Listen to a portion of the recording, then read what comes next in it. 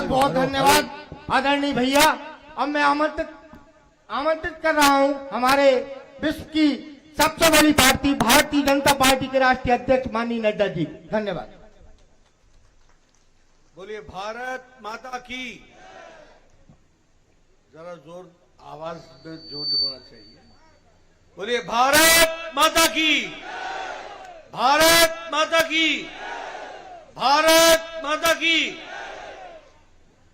आज के इस चुनावी सभा में मंच पर उपस्थित हमारे बहुत ही लोकप्रिय प्रत्याशी, आप सबके प्रिय सम्माननीय सुरेंद्र पटवा जी, हमारे उत्तर प्रदेश में मंत्री और मेरे वरिष्ठ साथी भाई दिनेश प्रताप सिंह जी, हमारे यहाँ के बहुत ही जुझारू और कर्मशील जिला अध्यक्ष श्री राकेश शर्मा जी, हमारे जिला महामंत्री रविंद्र विजयवर्गीय जी, हमारे पूर्व जिला अध्यक्ष श्रीमान धर्मेंद्र चौहान जी, हमारे मंडल के अध्यक्ष पंकज श्रीवास्तव जी और मेरे साथ आए राष्ट्रीय प्रवक्ता हमारे प्रेम जी, यहाँ मंच पर विराजमान सभी वरिष्ठ पदाधिकारीगण और इतनी बड़ी संख्या में एकत्र आए देवी और सज्जनों, मीडिया के मेरे साथी, प्रिंट मीडिया और इलेक्ट्रॉनिक मीडिया के साथी और मेरे नौजवान साथियों, सबसे पहले तो मुझे राजा भोज के शासन की नगरी इस पूज्य स्थान पर आने का मौका मिला है। सबसे पहले तो मैं मां हिंगला राजमाता जी को नमन करके अपनी बात को प्रारंभ करता हूं। हम जानते हैं कि यह स्थान भोजेश्वर महादेव के नाम से भी जाना जाता है, जिस मंदिर को राजा भोज ने बनाया था। ऐसे पवित्र स्थान पर आकर आप लोगों के दर्शन करने का मौका मिला है। मैं पुनः आपका अभिनंदन और स्वागत करता हूं। मित्रों, ये चुनाव का समय है और मैं जो ये संख्या देख रहा हूं, ये जोश देख रहा हूं, ये उमंग देख रहा हूं, ये उत्साह देख रहा हूं, यह मुझे आश्वस्त कर रहा है कि आपने सुरेंद्र पटवा जी को फिर से विधानसभा में भेजने का निर्णय ले लिया है।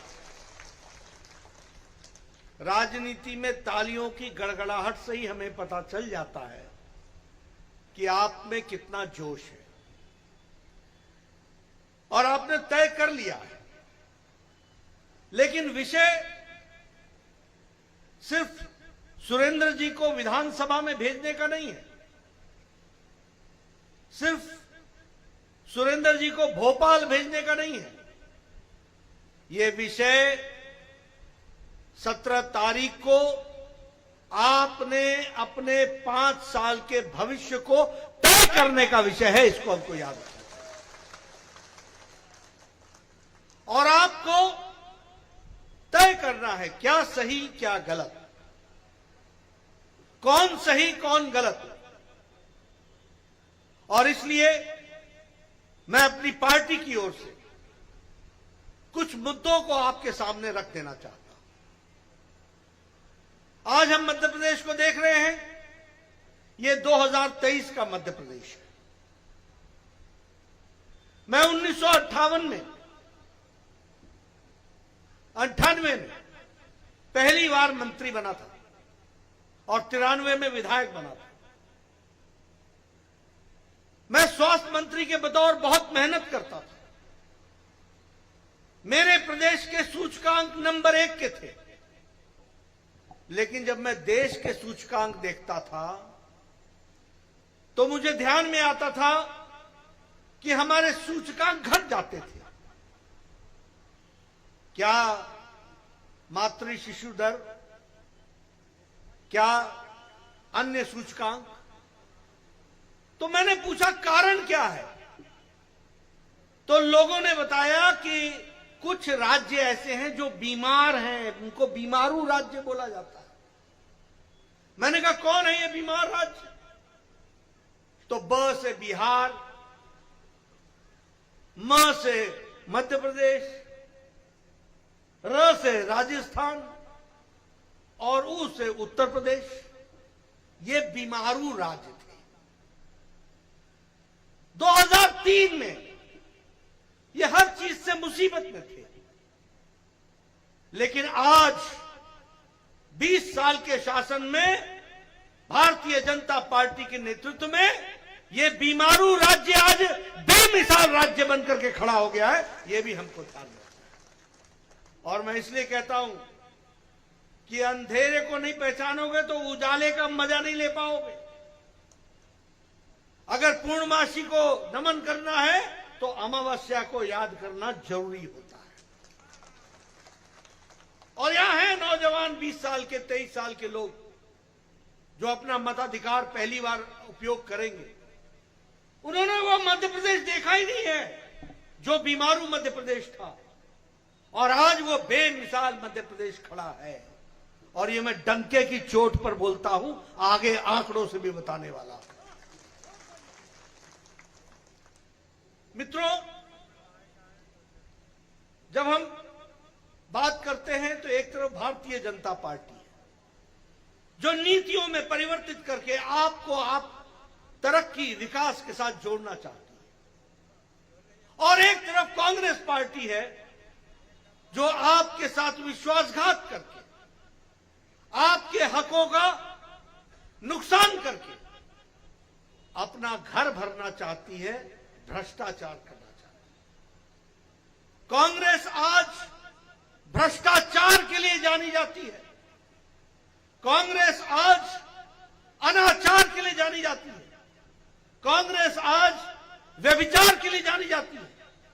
कांग्रेस आज आपके हक पर डाका डालने के लिए जानी जाती है। कांग्रेस आज वंशवाद के लिए जानी जाती है। कांग्रेस आज परिवारवाद के लिए जानी जाती है। और भारतीय जनता पार्टी विकास के लिए जानी जाती है, तरक्की के लिए जानी जाती है, आपके हकों की रक्षा के लिए जानी जाती है, लोगों की सरकार के लिए जानी जाती है, लोगों के हितों की सरकार के लिए जानी जाती है। और एक बात याद रखिएगा कि ये कांग्रेस पार्टी के लोग समय समय पर अपना रंग भी बदलते हैं। जो इनको मौसम के अनुसार सूट करता है उसको अपना चोला पहन लेते हैं। आजकल इनको भगवान राम बड़े याद आ रहे हैं। आजकल राम बड़े प्यारे हो गए। कोई बोलता है मैं जनेऊधारी हूं। ये मालूम नहीं कि जनेऊ इधर से पहनना है या इधर से पहनना।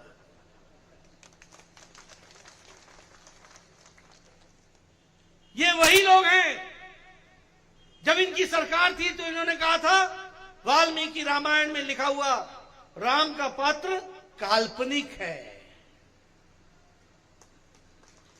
ये वही हैं जो कोर्ट में एफिडेविट देते हैं कि राम काल्पनिक है,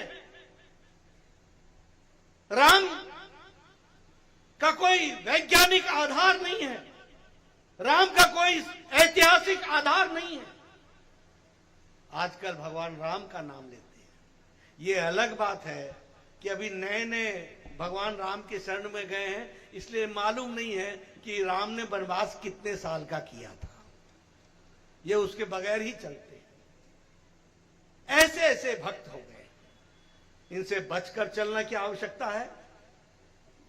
जब हम कहते थे कि हम मंदिर वहीं बनाएंगे तो हमसे पूछते थे तिथि कब बताएंगे, 22 जनवरी को आप आएंगे।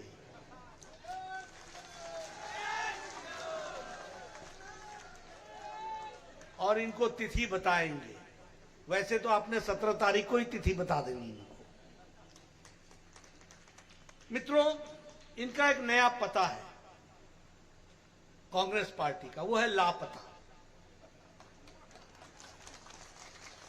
ये जहां आते हैं वहां बिजली लापता, ये जहां आते हैं सड़क लापता, ये जहां आते हैं मेडिकल कॉलेज लापता, ये जहां आते हैं डिग्री कॉलेज लापता, ये जहां आते हैं all India institute of medical sciences लापता, ये जहां आते हैं पानी लापता। इनको एक ही पता है मालूम, वो है भ्रष्टाचार का पता, और कोई पता नहीं। बोलिए ऐसे लोगों को आने दोगे क्या? मैं उधर पीछे से सुनना चाहता हूं, आने दोगे क्या? मित्रों, ये आपके हकों पर डाका डालने वाले लोग हैं। अब मैं प्रमाण के साथ बताना चाहता हूं। बताइए, शिवराज सिंह जी ने संबल योजना शुरू की थी कि नहीं की थी? की थी कि नहीं की थी? असंगठित मजदूरों को मदद देने का काम किया था कि नहीं किया था? और उसको रोकने का काम कमलनाथ ने किया था कि नहीं किया था? और आज शिवराज सिंह की सरकार 600 करोड़ रुपए देकर के फिर से संबल योजना को शुरू कर रही है, ये हमको याद रखना। बताइए, अंत्योदय रसोई योजना में 5 रुपए का भोजन की व्यवस्था शिवराज ने की थी कि नहीं की थी? गरीब को रोटी खिलाने का काम किया था कि नहीं किया था? और उसको रोकने का काम कमलनाथ ने किया था कि नहीं किया था? आप बताइए, ऐसी सरकार चाहते हो क्या जो गरीबों का हक छीने, गरीबों की रोटी छीने? 5 रुपए में भोजन कराने का इंतजाम शिवराज सिंह ने किया, और उसको गरीब की रोटी छीनने का काम कमलनाथ ने किया कि नहीं किया? ऐसे लोगों को घर बैठाओगे कि नहीं? बैठाओगे ना? आप बताइए, ये हमारी आदिवासी महिलाओं को शिवराज सिंह जी 1000 रुपए प्रति माह देते थे कि नहीं देते थे? आहार अनुदान योजना में देते थे कि नहीं देते थे? कमलनाथ ने रुकवाया था कि नहीं रुकवाया था? अमावस्या लगी थी कि नहीं लगी थी? आजकल पूर्णमासी है कि नहीं है? फिर से चलाई कि नहीं चलाई? आप बताइए, बुजुर्गों को भी नहीं छोड़ा। ये मुख्यमंत्री तीर्थाटन, ये तीर्थ स्थान पर ले जाने की योजना चलाई थी कि नहीं चलाई थी शिवराज जी ने? बुजुर्ग लोगों को तीर्थ कराते थे कि नहीं कराते थे? कमलनाथ ने रोका कि नहीं रोका? अब 17 तारीख को तुमने इनको रोक देना, इसका आपको चिंता करनी पड़ेगी, ये आपको ध्यान रखना।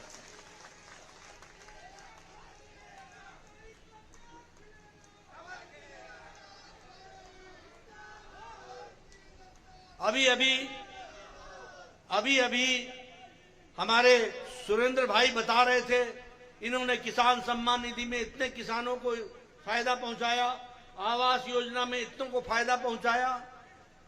ये तो इसलिए पहुंचाया क्योंकि सुरेंद्र पटवा थे।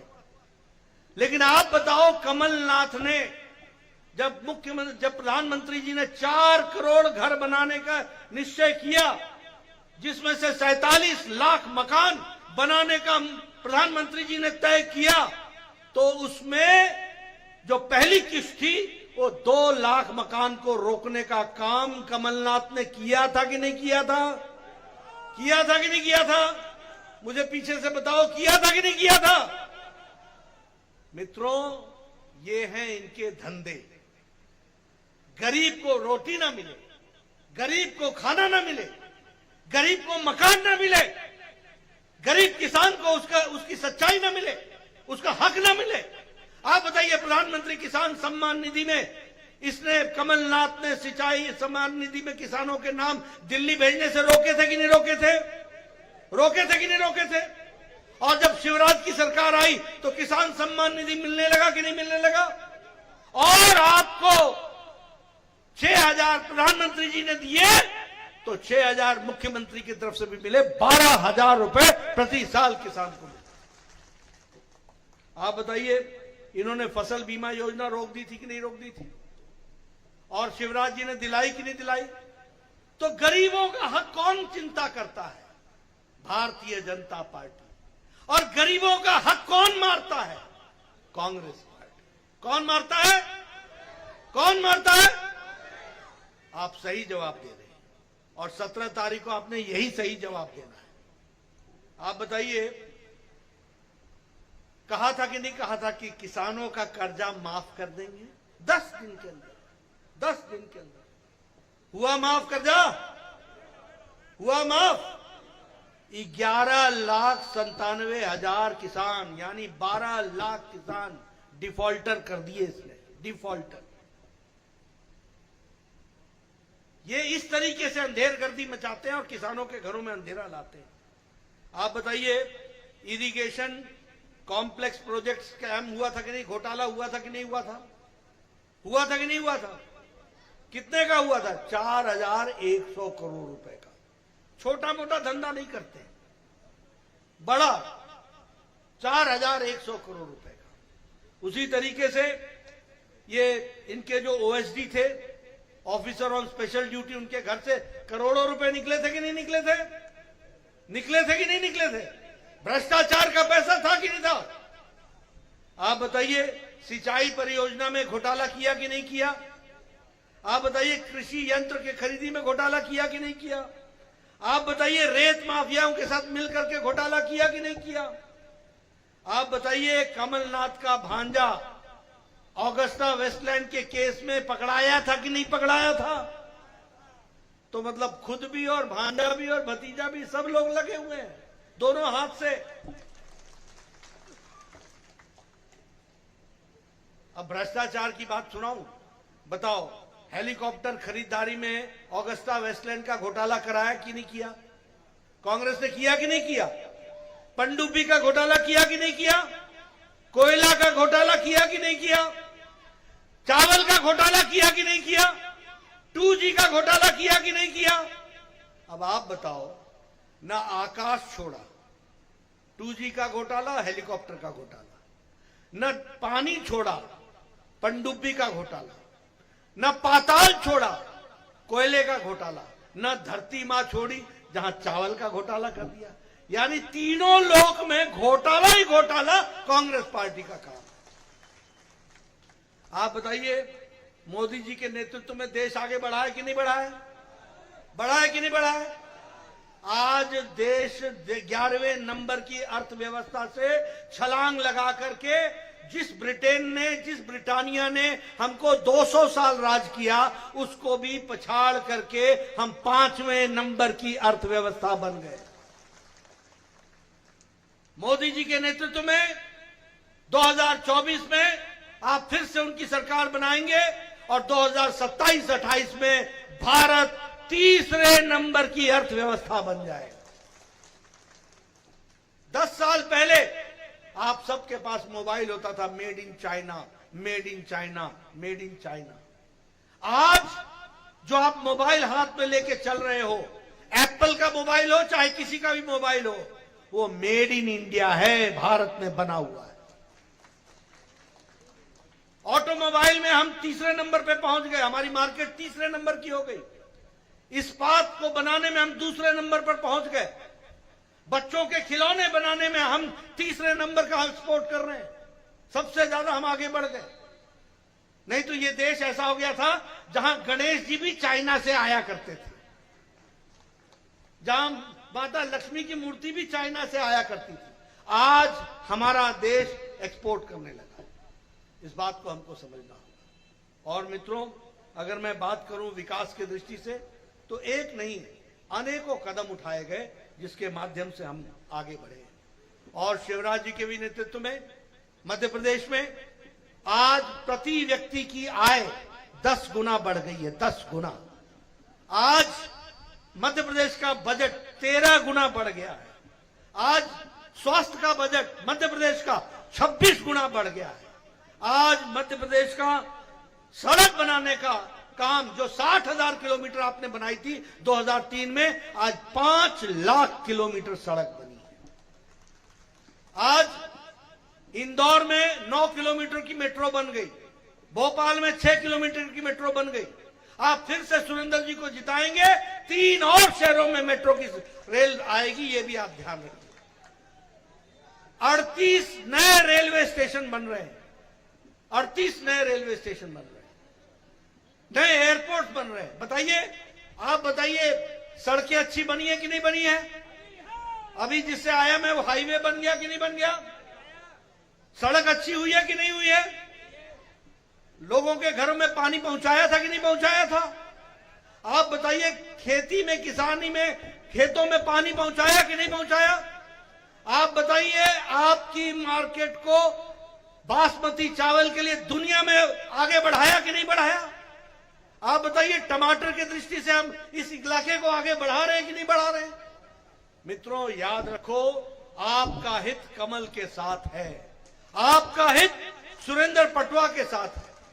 इन्होंने अपने विकास के बारे में बताया, मैंने इतने मकान दिलाए, मैंने इतनी जगह जल जीवन मिशन में पानी पहुंचाया, मैंने ये विकास किए, मैंने ये काम किए। बताया कि नहीं बताया आपको? और हमने आपको देश और प्रदेश की बात बताई कि नहीं बताई? कांग्रेस पार्टी एक काम गिना दे, एक काम, सिवाय भ्रष्टाचार के और कुछ नहीं किया है। इसलिए मैं आपसे अपील करने आया हूं, और मैं जब अपील सुरेंद्र पटवा जी के लिए कर रहा हूं तो मैं चाहूंगा कि हमारे उदयपुर से नरेंद्र शिवानजी पटेल हैं, उनको भी आपका समर्थन मिले। हमारे रामपाल सिंह सिलवानी से हैं, उनको भी समर्थन मिले।